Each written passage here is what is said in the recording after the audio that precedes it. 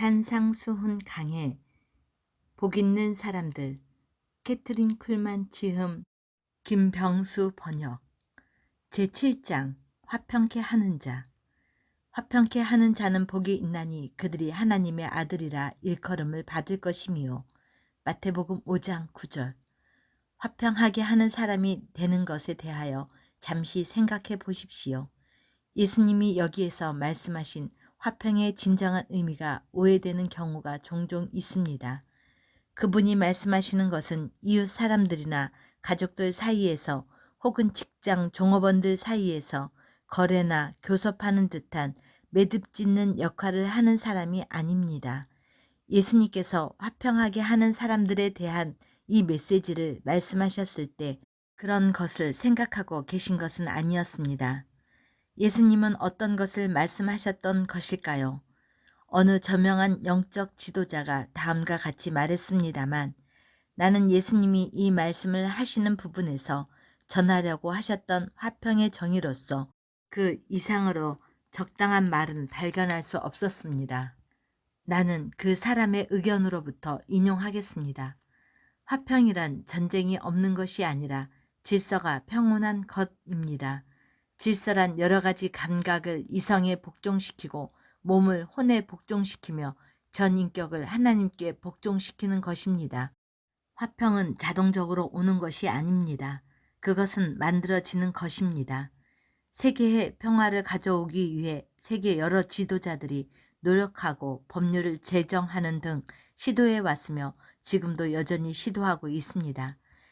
그러나 그들이 열심히 노력하고 그 목표를 향하여 많은 시간을 소비해도 평화로운 세상을 이루는 것은 결코 없을 것입니다. 그렇다면 평화는 어떻게 얻어질까요? 그것은 내면의 중생에 의해서 오는 것입니다. 자기 자신의 혼 안에 하나님의 평안을 가지고 있는 사람만이 그것을 다른 사람들에게 줄 수 있습니다. 나와 마찬가지로 여러분도 깨닫고 계시겠지만 이 평화야말로 세계에서 가장 추구해 왔던 것입니다. 오늘날 사려 깊고 총명한 사람으로 세계 평화를 바라지 않는 사람은 한 명도 없습니다. 모두가 세계 평화를 원하고 있습니다. 평화를 주제로 하여 쓰여진 책은 많이 있고 출판되면 금세 몇 백만 부나 판매됩니다. 어디에 있는 사람이든 자기 마음의 평안과 자기 삶의 평화를 구하고 있습니다. 오늘날 평화는 매우 중요한 것이 되어 있습니다. 만일 여러분이 나의 라디오 프로를 들은 적이 있다면 내가 이제 말하려는 것을 들었던 적이 있을지도 모르겠습니다. 그것은 나에게 매우 의미심장한 것입니다. 그러므로 나는 여기서 그것을 들려드리고자 합니다. 나는 현명한 노인을 만나러 갔습니다. 그는 매우 친절한 사람이었습니다. 인생에서 가장 놀라운 선물은 무엇입니까? 하고 내가 물었습니다. 그는 마음의 평안입니다. 하고 대답했습니다. 내가 위대한 의사와 만났을 때 나는 알고 깜짝 놀랐습니다. 그가 가장 뛰어난 약은 마음의 평안이다고 생각하고 있었던 것입니다. 나도 친구에게 전하겠습니다. 인생의 위대한 신비를 푸는 열쇠는 마음의 평안이라는 것을 말입니다. 그들은 어떤 암흑도 물리칠 것입니다. 평화는 극히 중요합니다. 나는 평화야말로 예수님께서 산상에서의 설교 중 화평케 하는 사람들을 더했던 이유 중 하나이며 요한복음 14장 27절에서 평안을 너희에게 끼치노니 곧 나의 평안을 너희에게 주노라 고 말씀하신 이유 중 하나라고 확신하고 있습니다. 예수님이 말씀하셨던 그 약속에 있는 평안이란 도대체 어떤 것일까요? 우리는 모두 평안이 중요한 것이라는 사실에 동의합니다.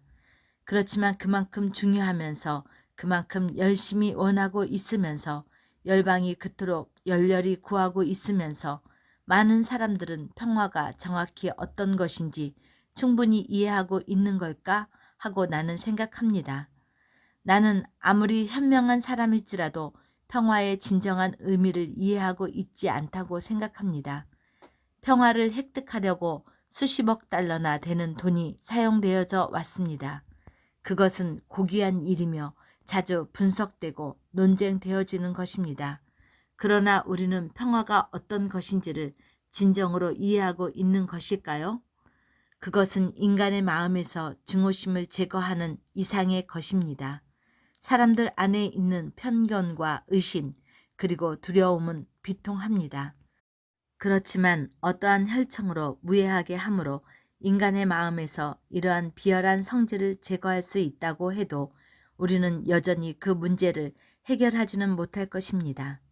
평화는 생동감이 있으며 긍정적인 힘입니다. 그것은 한 가지 예로서 가장 잘 설명된다고 생각합니다. 당신의 집의 뒤뜰이나 옆에 꽃밭을 하려고 계획하고 있는 장소를 소유하고 있다고 합시다. 그것을 효과적으로 하기 위한 가장 좋은 방법은 잡초를 모두 제거하는 것이라고 당신은 생각합니다. 그렇게 하여 당신은 시간을 들여 열심히 일을 하고 그 조그마한 마당에 그 조그마한 터에 잡초는 모두 제거됩니다. 잡초는 하나도 없고 당신은 매우 만족합니다. 당신은 이렇게 말합니다. 저 땅에 있는 잡초는 전부 제거되었으므로 근사한 꽃밭이 되었다. 틀렸습니다. 잡초를 제거해도 꽃밭이 되는 것은 아닙니다. 존재하는 것은 아무것도 자라고 있지 않는 땅뿐입니다. 잡초는 없어졌지만 거기에 꽃이 성장할 때 비로소 꽃밭이 됩니다. 꽃을 심지 않으면 안 됩니다. 꽃밭은 자동적으로 생겨나는 것이 아닙니다. 평화도 자동적으로 생겨나는 것이 아닙니다. 그것은 산출되는 것입니다. 나의 요점을 분명히 하기 위해 좀 더 나가도록 합시다. 선지자는 우리가 무기인 칼과 창을 쳐서 고쳐 만들어야 한다고 말하고 있습니다. 그러한 것들은 보습이나 낫으로 바꾸어 만들어야 합니다. 세계에서도 우리 마음속에서도 평화를 가지기 위해서 미움과 의심과 두려움을 근절시키지 않으면 안 되며 더구나 그런 것들 대신에 사랑과 기쁨과 이해와 인내와 긍휼이 심어지고 경작되어야 합니다. 우리는 우리의 마음이 적극적이 되도록 해야 하며 부정적이 되게 해서는 안 됩니다. 이런 것들을 자기 마음에 심고 경작하기까지는 사랑도 이해도 긍휼도 참된 기쁨도 결코 가지지 못할 것입니다. 잡초를 제거하는 것만으로는 꽃밭이 되지 않습니다. 씨앗을 뿌리기까지는 결코 꽃은 되지 않습니다. 마찬가지로 인간의 마음에서 미움과 편견이 제거된 후 이해와 사랑, 인내와 긍휼을 심고 경작하지 않으면 안 되는 것입니다. 마가복음 3장 25절에 우리에게 매우 친숙한 말씀이 있습니다. 만일 집이 스스로 분쟁하면 그 집이 설 수 없고 인생이 분열하는데 세 가지가 있습니다. 만일 당신이 분열된 이 세 가지 인생 중에 어느 것인가의 삶의 방식을 하고 있다면 당신은 생각의 평안 혹은 혼의 평안을 얻을 수 없습니다. 먼저 우리가 조사하는 것은 내면의 자기와 외면의 자기로 나누어진 분열된 자기 인생입니다. 여러분도 나도 인간인 이상 내면의 자기와 외면의 자기를 가지고 있습니다. 우리들 중 대부분의 사람에게는 내면의 자기와 외면의 자기의 갈등이 있습니다. 성경에 나오는 바리새인들은 이렇게 분열된 인생의 좋은 예입니다. 그들의 어떠한 활동이나 행함도 사람들에게 보이기 위한 과시였습니다. 그들은 성도인 양 행세하고 겉으로는 매우 경건한 듯 했으며 사람들이 보거나 듣는 장소에서 장황한 기도까지 했습니다. 그들이 그렇게 했던 것은 내면이 올바르기 때문이 아니며 그들이 성실했기 때문도 아니었습니다. 하나님이 그들의 내면에 사랑을 스며들게 하셨기 때문도 역시 아니었습니다. 그것은 사람들에게 보이기 위한 외식이었습니다. 그들은 자신이 느낀 것과 내면의 자기와는 전혀 반대인 외면을 보이려고 했던 것입니다. 그래서 그들은 유선자였던 것입니다. 오늘날의 세계도 그것과 조금도 다르지 않습니다.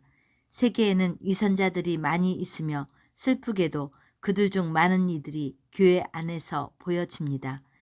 왜 교회 강단이 그리스도를 아는 것을 추구하는 남자와 여자들로 가득해지지 않는 걸까 하고 여러분은 생각해 본 적이 있습니까?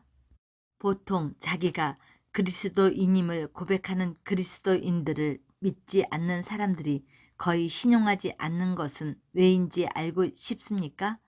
그것은 믿지 않는 사람들이 거의 모든 자칭 그리스도인들에게는 자기보다 더 나은 것은 아무것도 없다고 알고 있기 때문입니다. 믿지 않는 사람들은 그리스도인들을 보고 있습니다. 믿지 않는 사람들은 그리스도인과 같은 직장에서 일하고 있습니다. 믿지 않는 자들은 그리스도인들이 어떤 사람인지 알고 있습니다. 예수님이 지금 이 지상에 계신다면 그런 그리스도인들을 당신의 위선자들과 똑같은 부류에 넣으실 것입니다. 정직히 말씀드리지만 만일 당신의 내면이 당신의 외면과 닮아 있지 않다면 당신은 또 한 명의 위선자에 지나지 않습니다. 당신의 내면의 사람과 외면의 사람은 무서운 갈등을 경험하고 있을 것입니다. 왜냐하면 당신은 두 개의 인격을 가진 사람이 되려고 하기 때문입니다. 선량한 사람들의 자녀들 중 많은 경우 약해진다고 믿고 있는 사람들이 있지만 나는 그 생각에는 찬성할 수 없습니다. 물론 예외는 있지만 일반적으로 말해 나는 그 생각은 옳지 않다고 믿습니다. 어머니가 자신의 어린 아들을 동물원에 데리고 갔던 이야기를 여러분도 들은 적이 있으리라 생각합니다. 그 남자아이가 여러 종류의 동물을 보고 있었을 때 자기가 잘 알지 못하는 동물을 발견했습니다. 그는 이렇게 물었습니다. 저건 뭐야? 어머니가 대답했습니다. 저건 살쾡이야. 그 남자아이의 다음 질문은 이랬습니다. 엄마, 저 살쾡이와 함께 있는 저 작은 것은 뭐야? 저건 작은 살쾡이야 하고 그녀는 대답해 주었습니다. 같은 이유는 같은 것을 낳는다는 것은 자연 법칙입니다. 말을 듣지 않는 젊은이, 범죄자가 되는 자녀들은 부모가 살쾡이이기 때문에 작은 살쾡이가 된 경우가 매우 많습니다.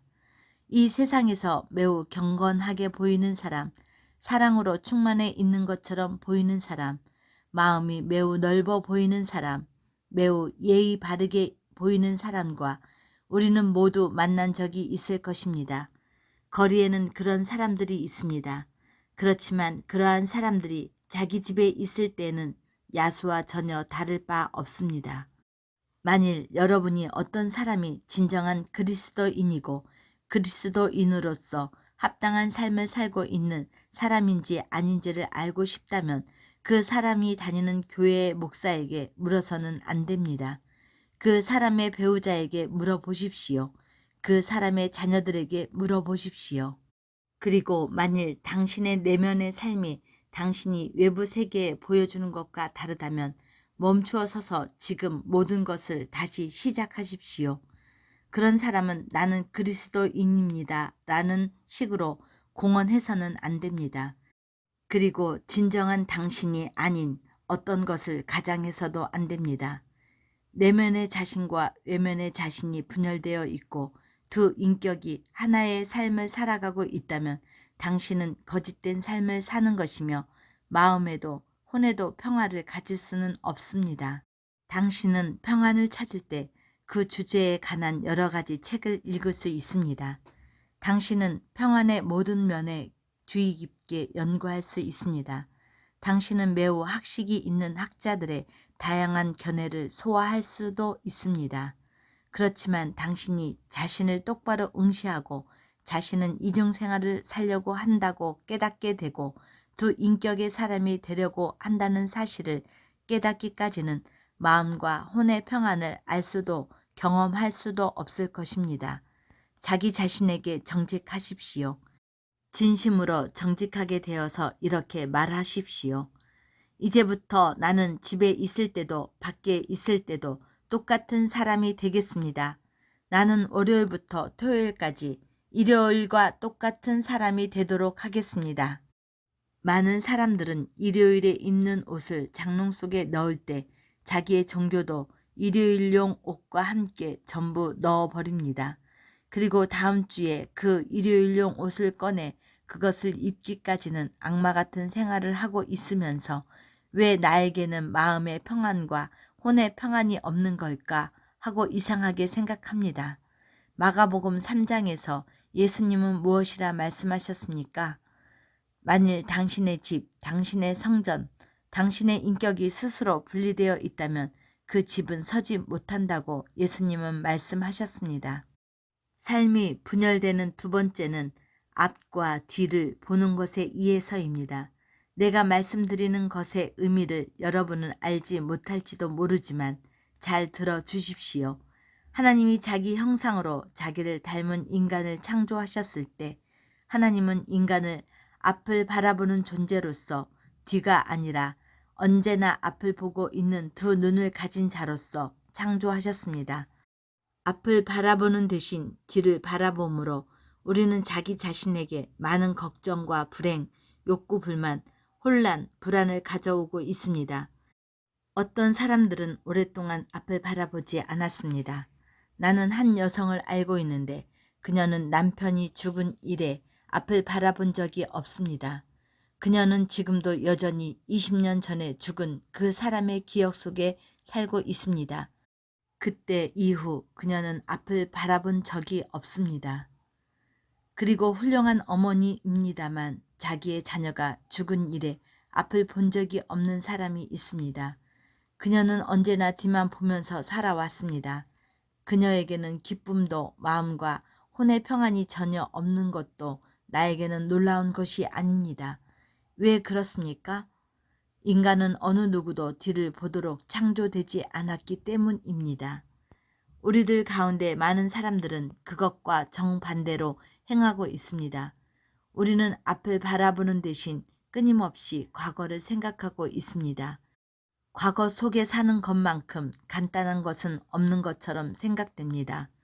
우리가 과거 속에서 살고 있다면 여러 가지 미련이 남아있고 그것은 이후에도 계속 존재할 것입니다. 상처받은 감정이 영향을 공급받고 있음을 볼 수 있습니다. 불공정하다는 생각이 있을 것이고 매장하고 망각해야 할 것은 기억하고 있을 것입니다. 우리는 과거를 멀리 내보내는 것은 마음이 내키지 않는 것이며 미래를 향하여 살기 시작하는 것을 주저하고 있습니다. 그 결과 기쁨과 모험 대신에 우리는 양심의 고통만 알고 있으며 또 우리는 결코 마음의 평안을 가지지 못합니다. 내가 말하는 것이 당신에게 해당하는 것이라면 당신에게 경고하겠습니다. 당신은 과거를 매장하고 미래를 향하여 새롭게 시작하기 전까지는 혼의 평안을 결코 알 수도 가질 수도 없습니다. 매주 하루 우리가 결코 괴로워하지 말아야 할 날이 있습니다. 그날은 바로 어제입니다. 살수해버린 어제, 걱정거리와 실패와 잘못을 저질러버린 일이 있는 어제입니다. 어제는 어제의 아픔들, 어제의 고통들, 그리고 어제의 슬픔들과 함께 지나가 버렸습니다. 어제는 영원히 지나갔습니다. 그것은 우리의 영역을 초월한 것입니다. 어제는 과거의 역사가 되었습니다. 만일 내가 내 인생의 많은 어제들 안에서 사는 것에 만족하고 있다면 나는 패배한 삶을 살았을 것입니다. 나는 어느 누구도 나만큼 많은 실수를 한 사람은 없다고 생각합니다. 아, 정말이지 엄청난 실수를 해왔습니다. 내가 뭔가 실수를 할 때는 큰 실수를 합니다. 나는 사소한 것으로 시간을 낭비한 것은 지금까지 한 번도 없습니다. 나의 실수들에 대해서도 그렇습니다. 내가 실수할 때마다 앞을 보는 것을 멈추고 뒤를 보는 삶을 시작하고 있다면 오늘날에 나는 결코 없을 것입니다. 나는 인생에서 그러한 여러 가지 비극적인 실수와 실책들을 예수 그리스도의 피로 덮고 나서 전진해 왔습니다. 그리고 지금도 나는 그렇게 하고 있습니다. 나는 나의 실수로 슬프게 탄식하며 빈둥거리는 대신 하나님의 용서를 구합니다. 나는 하나님의 안경을 끼고 있습니다. 하나님의 렌즈를 통하여 보면 앞이 보입니다. 내 눈의 초점은 지금까지의 것들에 맞추어져 있는 것이 아니라 나의 두 눈은 장래의 목표를 바라보고 있습니다. 나는 앞을 보고 있으며 나의 생각은 나는 내일 하나님을 위해 무엇을 할 수 있을까 하는 것에 집중해 있습니다. 그러므로 사랑하는 여러분, 사람을 미치게 하는 것은 어제의 경험이 아니라 지금 여전히 달라붙어서 떨어지려고 하지 않는 어제에 대한 자기 연민과 비통함이라고 나는 배워왔습니다. 자기의 눈을 내일의 가능성과 달성할 수 있는 성공에 고정시키는 대신 어제의 문제나 실수에 구애받으면서 살고 있다면 어느 누구도 마음의 평안과 혼의 평안을 가지지 못합니다. 삶이 분열되는 세 번째 방법이 있습니다. 그것은 흔들리는 성격에 의해서입니다. 한 가지 예를 제시해 드리겠습니다. 나는 젊은 시절부터 설교를 시작했습니다. 내가 초년 시절에 했던 설교 중 하나는 열왕기상 18장에 기록되어 있는 엘리야에 대해서였습니다. 나는 10대였지만 이 메시지는 나에게도 감동을 주고 나의 인생에 깊고 영속적인 영향을 미쳤습니다. 갈멜살 정상에서 사람들 앞에 서서 탄원하고 있는 엘리야의 모습을 마음속으로 그려보십시오.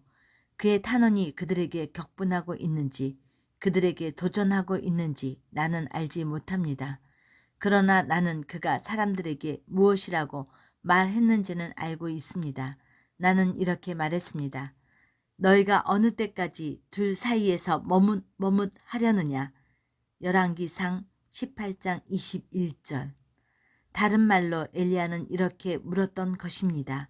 너희는 언제까지 우유부단하고 있겠느냐. 결심하여라. 만일 여호와가 하나님이시라면 그분을 따르라. 그러나 만일 바알이 하나님이라면 그를 따르라. 두 사이에 어느 것인가 택하라. 너희는 스스로 하려는 것을 결심하라.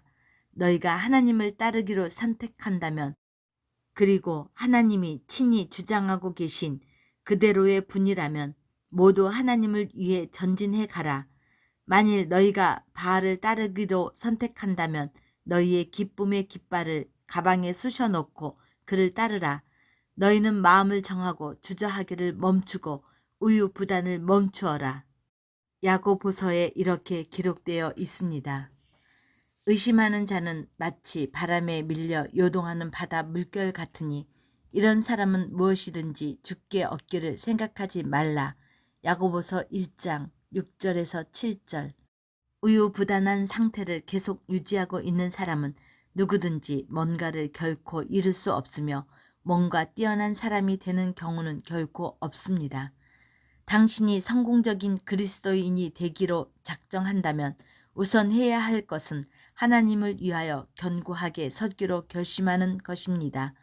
어떤 일이 일어나도 무엇이 닥쳐와도 강물이 아무리 깊을지라도 싸움이 아무리 크고 격렬해도 굳게 서기로 결심하는 것입니다.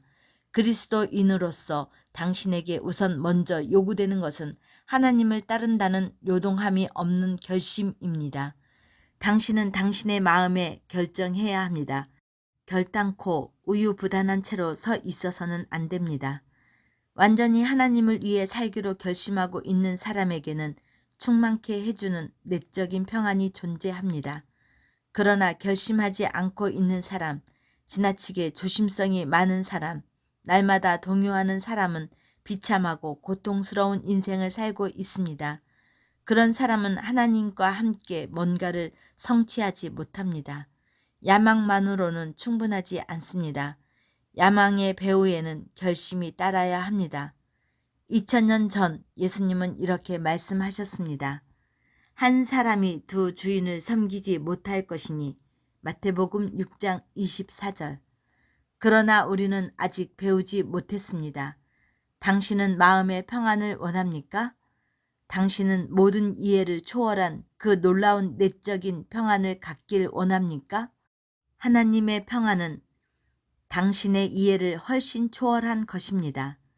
당신이 이해할 수 없을 때도 당신이 볼 수 없을 때도 내적인 마음의 평안과 혼의 평안은 여전히 머물러 있습니다.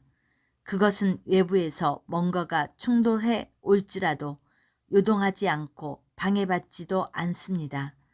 당신은 그것을 갈망합니까?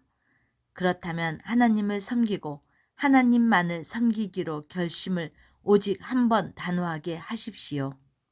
제8장 의를 위하여 박해를 받은 자. 지금까지의 장에서 우리는 그리스도인으로서의 생활에 관계된 7가지의 풍성을 보아왔습니다. 그것은 지상에서 하나님 나라의 모델이었습니다. 그리고 이번은 8번째입니다. 의를 위하여 박해를 받은 자는 복이 있나니 천국이 그들의 것임이라. 마태복음 5장 10절.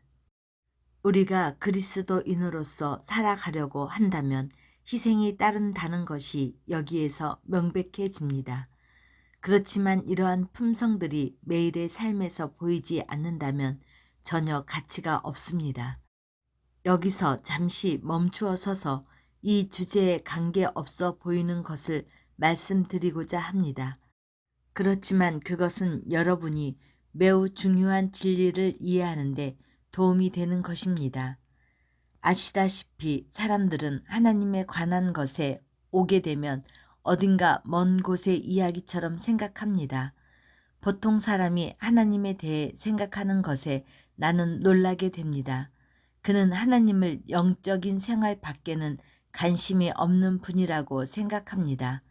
사람은 하나님이 위대하신 창조자이심을 인정하며 자연의 행위 안에서 하나님의 권능을 봅니다. 그렇지만 우리가 생각하고 있는 하나님은 실제의 하나님과는 꽤 다르다고 생각합니다.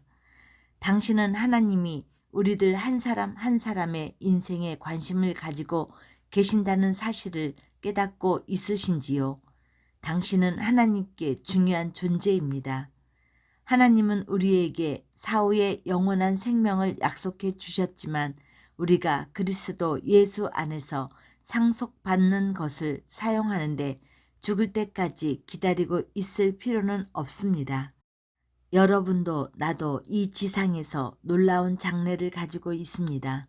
하나님이 가지고 계신 계획은 우리의 기쁨을 위한 것이고 우리의 매일의 생활을 위한 것이며 하나님이 준비하신 것을 우리가 지금 이 지상에서 사용하기 위한 것입니다. 하나님의 자녀들 중 누군가가 거지나 빈곤에 쪼들리는 사람이 되거나 혹은 패배의 인생을 사는 것은 결코 하나님의 계획은 아니었다고 나는 확신합니다. 나는 거듭났으며 하나님의 자녀입니다 라고 말은 하면서 그런 패배의 삶을 살아가고 있는 사람들에게 나는 불쾌감을 느낍니다. 나는 불쾌감이라는 말을 사용하는 것을 사과할 생각은 전혀 없습니다. 만일 내가 불신자여서 하나님께 대한 것과 영적인 것을 일부의 자칭 그리스도인들에 의해서 밖에 알 수 없다고 한다면 나는 결코 그리스도인은 되지 않을 거라고 생각합니다. 그들의 생활에는 도전을 주는 것도 적극적인 것도 아름다운 것도 전혀 없습니다. 그들이 영위하고 있는 하나님과의 생활에는 하나님은 살아계신다고 나를 믿도록 하는 것이 아무것도 없고 하나님은 하늘과 땅에서 모든 권세를 가지고 계신 분이다고 나를 믿게 하는 것도 아무것도 없으며 하나님은 강력한 승리자이시다고 나를 믿게 하는 것도 전혀 없습니다. 하나님의 자녀인 그들이 그런 패배의 인생을 살고 있는데 어떻게 그들의 전부가 이 우주의 전능자시라고 말할 수 있겠습니까? 당신이 그런 사람을 거리에서 만나게 되면 우선 먼저 듣게 되는 것은 그들의 모든 곤란이나 시련에 관한 장황한 리스트입니다. 정직히 말씀드리겠습니다. 큰 소리로는 말할 수 없지만 그들의 얼굴에 패배라고 기록되어 있는 것이 보이고 그들의 태도로부터는 하나님은 죽었다라는 메시지가 보여집니다. 여러분은 나를 그것은 모독에 가까운 발언이다고 비난할지도 모르겠지만 그러나 나는 그런 패배의 생활을 하고 있는 사람들이야말로 하나님을 모독하고 있는 사람들이다고 믿습니다. 그들은 예수님이 자기들을 위하여 대가를 지불하고 사신 상속물을 자기 것으로 받아들이지 않습니다. 우리가 거듭날 때 우리가 그리스도를 자신의 구주로서 받아들이고 그리스도인이 될 때 이 우주의 강력하신 하나님이 자동적으로 우리의 천부가 되어 주십니다. 그 순간 우리는 확실히 하나님의 상속인이 되고 하나님의 아들과 공동 상속인이 됩니다. 여러분은 어떻게 생각합니까? 어떤 사람이 돌연 막대한 유산을 상속받았습니다. 그 결과 막대한 돈을 자기의 생각대로 할 수 있게 되었습니다. 그렇지만 그 사람은 자기의 은행 구좌에서 한 푼도 인출하지 않았습니다. 그는 전 재산을 은행에 잠들게 해둔 채로 패배와 절망과 곤중과 굶주림 중에 있었습니다. 그가 입고 있는 옷은 등짝이 헤어져 있었습니다. 그는 계속 오두막에서 생활했고 근처의 사람들은 그가 너무나도 가난하기 때문에 그를 가엾게 생각할 뿐이었습니다. 그러나 그는 실상 가난하지 않았던 것이었습니다. 그는 부유했습니다. 그는 100만 달러의 가치가 있는 유산을 상속받았으며 그는 100만 장자의 정당한 권리가 있었습니다. 그 돈은 모두 그의 것이었지만 그는 가난에 허덕이는 삶을 살았습니다. 왜냐하면 그 은행 구자는 틀림없이 그의 것이었는데 그는 돈을 인출하지 않았기 때문입니다. 자기 소유인 것을 자기의 소유로서 사용하지 않았기 때문에 그는 가난한 생활을 계속했습니다. 당신이 그리스도인이라면 당신은 하나님의 눈에 대단한 인물로 보여집니다. 당신은 하나님의 상속인입니다. 지금 거울이 있는 곳으로 가서 자기 자신을 보십시오. 당신은 왕의 자녀들 중에 한 사람, 하나님의 상속인처럼 보입니까? 당신은 왕의 자녀처럼 행동하고 있습니까? 하나님의 상속인이 당신이 말하는 식으로 말하고 당신이 하고 있는 패배의 생활을 합니까? 그리스도인의 삶을 산다는 것은 이 세상에서 가장 실제적인 것입니다. 하나님은 자기의 자녀들 중 가장 작은 자조차도 패배와 낙담과 의기소침의 삶을 살아가도록 결코 뜻하신 적이 없습니다. 나는 이 의기소침한란 말을 인간의 어휘에서 제거할 수 있다면 좋을 텐데 하고 생각합니다. 왜인지 이해하시겠습니까? 만일 당신이 나는 하나님 나라에 속해 있습니다. 나는 하나님 자녀들 중 한 사람입니다. 라고 말한다면 정당한 권리로서 당신의 것이 되어 있는 것을 기록해 보도록 권유합니다. 가슴을 펴고 나는 하나님의 것입니다. 라고 말해 보십시오. 아가서 2장 16절에서 나는 그에게 속하였구나 라는 말을 발견했던 날을 나는 결코 잊을 수 없습니다. 나는 지금 내 마음을 모두 드러내고 여러분들에게 말씀드리고 있습니다. 실제로 그것은 매우 단순한 것입니다. 여러분도 원하신다면 그것을 시도해 보시길 권합니다. 여러분도 아시다시피 나의 책임은 엄청나고 내가 지고 있는 짐은 매우 무거울 때가 있습니다. 여러분이 기도를 필요로 할 때는 나에게 오거나 목사님께 가거나 합니다. 그렇지만 내가 기도를 필요로 할 때 내가 가는 사람은 하나님 외에는 아무도 없습니다. 나는 이 사역의 책임을 지고 있습니다. 나는 많은 문제에 직면하여 한밤중에도 잠들어 있지 않을 때도 있습니다. 내 짐의 모든 중량과 내가 지고 있는 짐이 나를 압박해 오면 그것은 매우 무거운 것입니다. 그렇지만 나는 침대 안에서 고민하면서 이리저리 뒤척이는 대신에 나는 일어납니다. 여름이면 나는 아무에게도 보이지 않는 뒤뜰로 갑니다. 들려오는 것은 귀뚜라미의 울음소리와 작은 새의 울음소리 뿐입니다. 밤의 어둠 속에서 나는 위를 올려다봅니다. 나는 두 팔을 가능한 넓게 벌립니다. 나는 가슴을 펴니다. 나는 위를 올려다보면서 똑바로 섭니다. 나는 얼굴을 듭니다. 가능한 깊이 숨을 들이쉬고 이렇게 말합니다. 나는 그분께 속하였다. 나는 소리를 내어 그것을 말합니다. 여러분은 뒤뜰에 가지 않고도 부엌이나 거실 혹은 여러분의 침실에서 설 수 있습니다. 이를 쳐다보십시오. 목소리를 내어 이렇게 말하십시오. 나는 그분께 속하였다. 다시 한 번 더 말해 보십시오. 그 말씀이 당신의 존재 속에 살아있는 일부가 될 때까지 그것을 반복하십시오. 당신이 하나님 나라에 속해 있는 것뿐만이 아닙니다. 하나님의 나라도 당신에게 속해 있습니다. 왜냐하면 당신은 그분의 것이기 때문입니다. 당신은 염려할 필요가 없습니다. 당신은 어느 것도 두려워할 것은 없습니다. 당신은 짐을 스스로 혼자서 지고 있는 것이 아닙니다. 당신은 혼자서 그것을 질 수 없는 것도 당신이 가지고 있는 짐의 중량으로 당신이 허물어져 버리는 것도 하나님은 알고 계십니다. 그러한 문제는 실상 당신의 문제가 아닙니다. 그 짐들은 하나님의 문제입니다.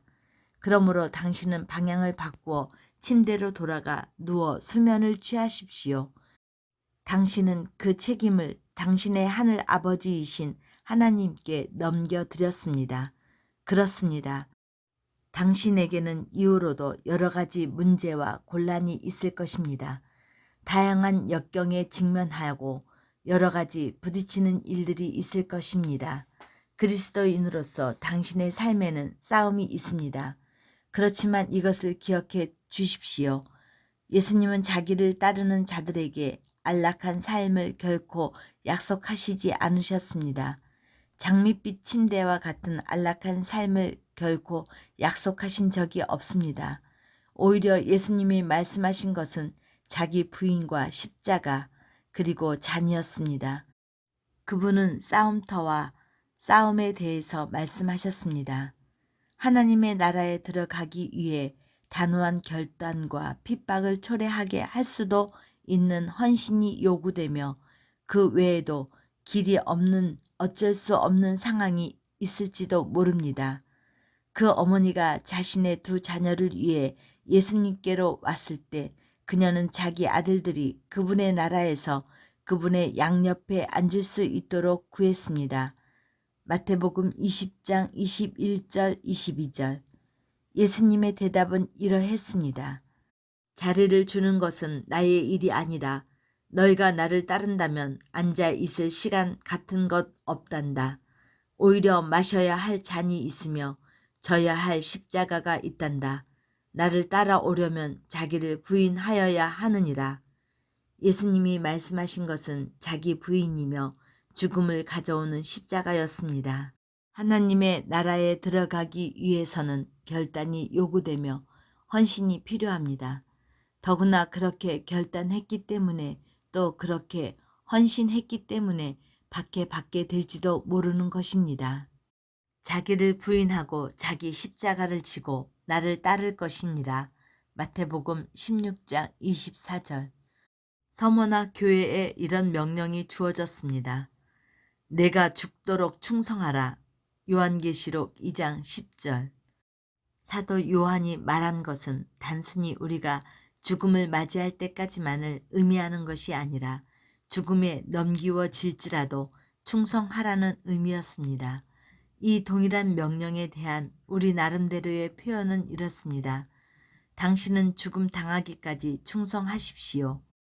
전진하는 것이 쉬우며 태양이 내리쬐이고 있을 때뿐만이 아니라 어떤 상황에서도 충성하십시오.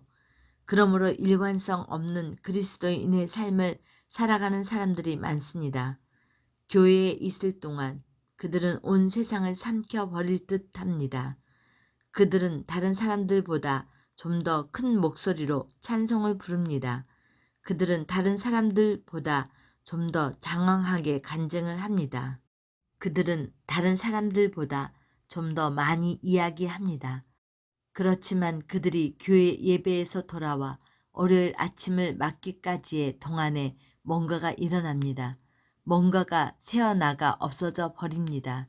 월요일 저녁 무렵 그들을 만나보면 그들의 얼굴에서 그 빛이 지워져 있습니다. 그들의 웃음은 사라지고 없으며 그들의 어깨는 축 늘어져 있습니다. 사도 요한은 우리가 죽게 될지라도 충성해야 된다고 말했습니다. 어떤 괴로움을 경험할지라도 어떤 박해가 있다 해도 충성해야 합니다. 최초의 박해가 오는 순간에 승리를 잃어버리는 사람들이 있습니다. 사람은 자기의 생명을 걸 가치가 있는 것을 발견하기까지 진정한 삶을 살고 있는 것은 아님을 나는 나의 온 존재를 다해 진심으로 믿습니다. 우리는 인생의 목적과 목표를 가져야 합니다. 우리는 살 만한 가치도 있고 죽을 만한 가치도 있는 것을 발견해야 합니다. 어떤 사람들은 근근히 매일의 생계를 꾸려가는 생활을 하고 있을 뿐입니다. 그 결과 그들은 정부로부터 보조받는 것으로 만족하고 있으며 참된 목적은 아무것도 없습니다.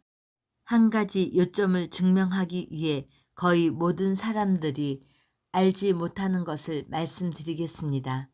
전에 내가 라디오에서 방송을 하고 있었을 때 국제적으로 유명한 큰 회사의 대표자가 그 라디오 방송국 안으로 걸어 들어왔습니다. 그는 나를 만날 수 없었으며 내가 누구인지도 알지 못했습니다. 그러나 내가 방송하고 있는 동안 그는 내 목소리를 듣고 있었습니다. 그는 방송국 매니저 쪽을 향해 말했습니다. 우리 회사에서 그녀를 사겠습니다. 그녀의 이름에 합당한 가격을 말해주시오. 그녀는 내가 지금까지 목소리를 들었던 중에 가장 뛰어난 세일즈 우먼입니다. 그녀가 누구이든 그녀를 살 테니까 그녀의 이름에 합당한 가격을 말해주시오. 그는 내가 설교자이라고는 꿈에도 생각지 못했습니다. 라디오 방송국의 매니저가 그 사실을 나에게 말했을 때 나는 웃고 말았습니다. 왜 내가 웃었냐고요? 나는 나만큼 서투른 세일즈 우먼을 아무도 본 적이 없다는 사실을 알고 있기 때문입니다. 그 비즈니스맨은 내가 팔고 있는 제품에 내가 열중하고 있다는 이유만으로 나를 슈퍼 세일즈 우먼으로 믿어버린 것입니다. 그렇습니다. 나는 주 예수 그리스도께 열중해 있습니다. 나는 내가 믿고 있는 분에 열중하고 있습니다. 나는 생명을 걸 가치가 있는 것을 찾았습니다. 당신은 당신의 생명보다도 하나님을 위해 사는 편이 중요하게 될 때까지 하나님 나라를 진정으로 당신의 것으로 하는 것은 정녕 불가능합니다. 내가 말씀드리는 것을 믿어 주십시오. 그것은 진실입니다. 당신의 생명보다도 그리스도를 위해 사는 것이 더욱 중요하게 될 때까지 당신은 결코 감동도 도전도 당신이 상속받고 있는 것을 충분히 알 수도 없을 것입니다. 하나님과 하나님의 일들이 당신 자신의 생명보다도 당신에게 귀중한 것이 될 때까지는 예수님이 당신에게 완전히 실제적인 분이 되는 경우는 결코 없으며 또 예수님이 이 위대한 설교 중에서 말씀하신 이 놀라운 하나님의 나라를 진정으로 당신의 것이 되게 하는 것도 불가능합니다.